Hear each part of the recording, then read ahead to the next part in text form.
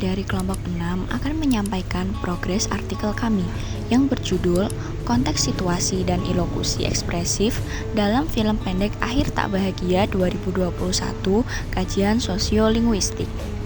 Bahasa adalah sarana utama yang dimanfaatkan manusia untuk berinteraksi dan berkomunikasi dengan sesama.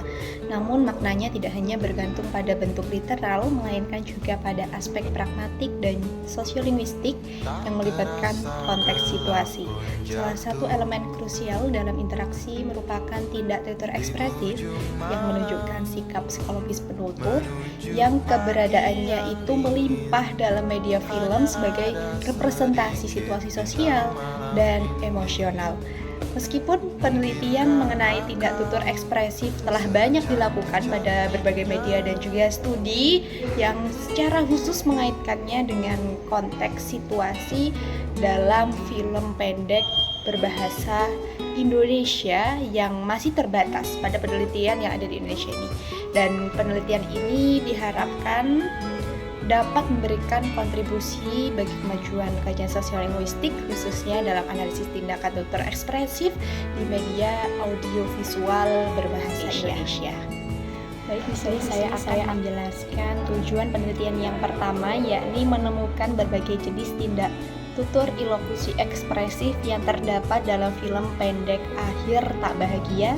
Yang kedua, menganalisis pengaruh konteks situasi terhadap penggunaan tindak tutur ekspresif dalam film Akhir Tak Bahagia.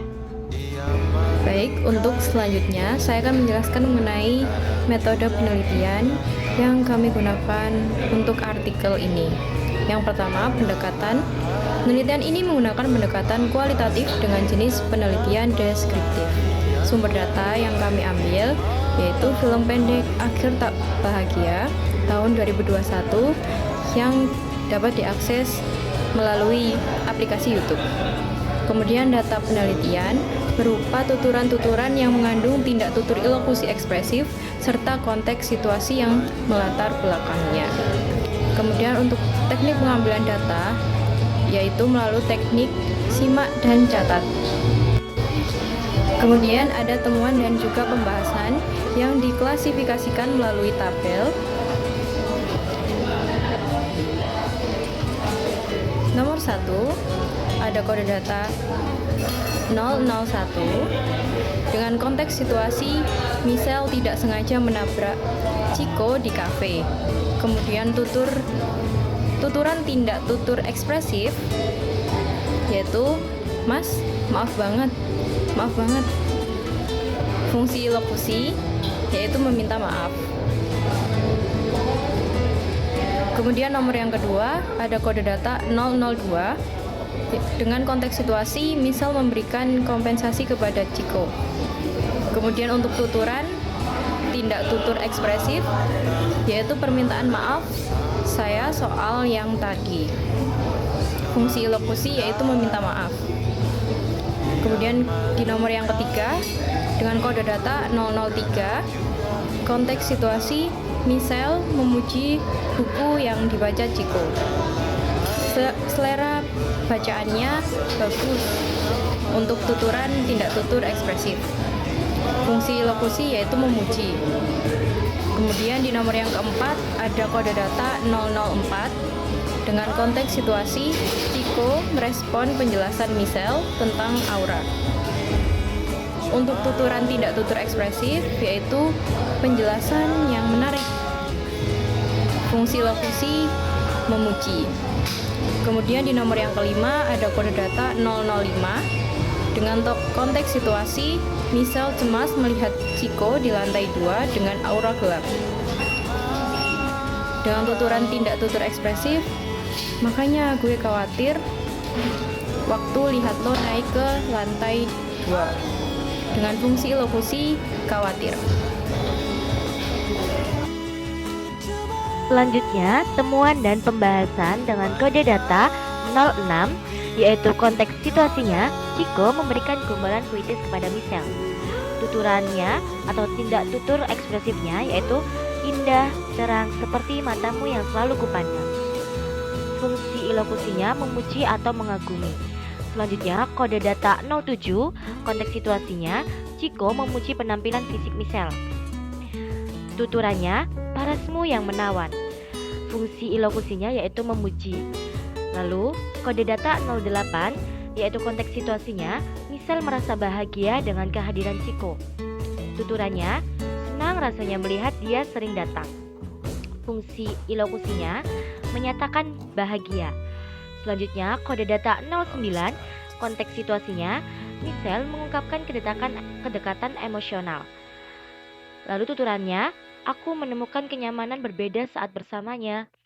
Fungsi ilokusinya menyatakan nyaman.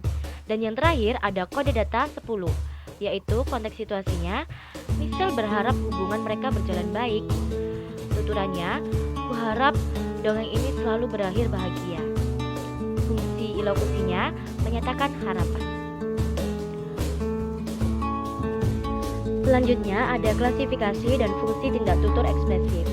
Berdasarkan data yang ditemukan, fungsi meminta maaf pada data 01 dan 02 digunakan sebagai strategi kesantunan untuk menjaga keharmonisan interaksi awal serta mencerminkan kesadaran penutur terhadap norma sosial dalam situasi yang berpotensi menimbulkan ketegangan. Hal ini selaras dengan fungsi tindak tutur ilokusi untuk mengekspresikan sikap psikologis guna membangun kedekatan antar tokoh.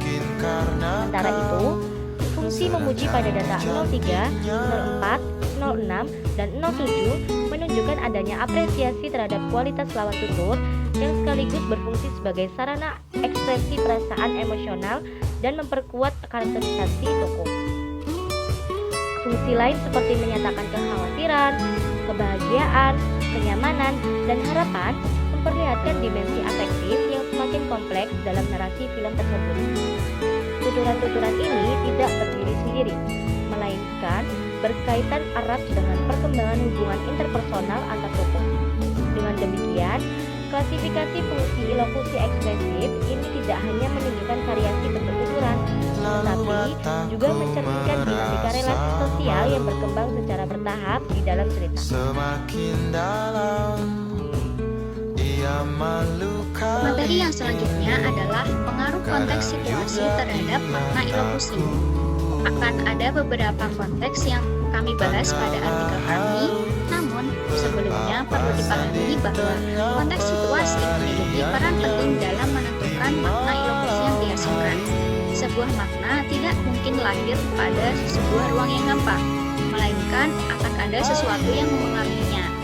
Sesuatu tersebut adalah konteks situasi, baik secara kontekstual maupun aksional, itu sangat memengaruhi tujuan serta interpretasi suatu tindak tutur. Apabila kita tidak mengetahui konteksnya, maka kita akan beresiko salah dalam menafsirkan makna dari suatu tindak tutur. Untuk konteks yang pertama yaitu ada konteks partisipan. Ini menunjukkan adanya perubahan relasi dari hubungan pelayan dan pelanggan menjadi hubungan yang lebih personal. Perubahan ini memengaruhi pilihan diksi dan gaya bahasa yang digunakan.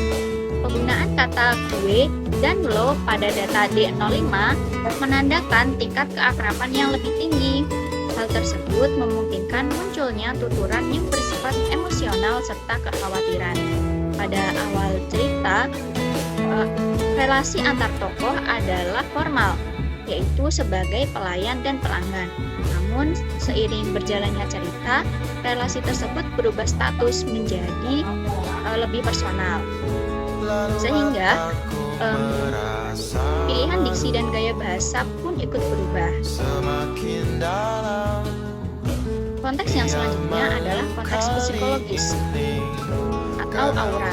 Aura dalam film ini menjadi unsur khas yang memengaruhi cara tokoh menafsirkan situasi. Pada data D05, kekhawatiran muncul dari interpretasi terhadap aura gelap yang dilihat, bukan sekedar tindakan verbal. Jadi, tokoh utama atau Michelle mempunyai sebuah keunikan, yaitu bisa membaca aura seseorang. Nah, keunikan tersebut itu menjadi unsur khas yang ada pada film pendek ini. Konteks yang selanjutnya adalah konteks harapan, yaitu pada data D10. Hal ini menunjukkan bahwa tindak tutur ekspresif berfungsi sebagai refleksi kondisi batin penutur. Tuturan pada data D10 menggambarkan keinginan terhadap masa depan, hubungan, dan menjadi indikator keterlibatan emosional yang mendalam. Selanjutnya adalah simpulan dari artikel kami. Berdasarkan hasil penelitian, indikator ilustrasi ekspresif dalam film pendek akhir tak bahagia 2021 memiliki beragam fungsi, seperti meminta maaf, memuji, menyatakan kekhawatiran, kebahagiaan, kenyamanan, serta harapan, dengan fungsi memuji sebagai bentuk paling dominan untuk membangun kedekatan emosional antar tokoh. Tindak tutur ini tidak hanya menyampaikan pesan, tetapi juga mencerminkan kondisi psikologis tokoh serta perkembangan hubungan interpersonal yang semakin kompleks seiring berjalannya cerita. Selain itu, konteks situasi termasuk hubungan partisipan, kondisi psikologi, dan harapan tokoh memiliki peranan penting dalam menentukan bagaimana suatu tuturan dihasilkan dan dipahami secara keseluruhan. Tindak tutur ekspresif dalam film ini membangun alur hubungan sekaligus menggambarkan dinamika emosional dan sosial secara lebih mendalam. Nah, berikut ini adalah daftar rujukan yang kami buat untuk membuat artikel kami.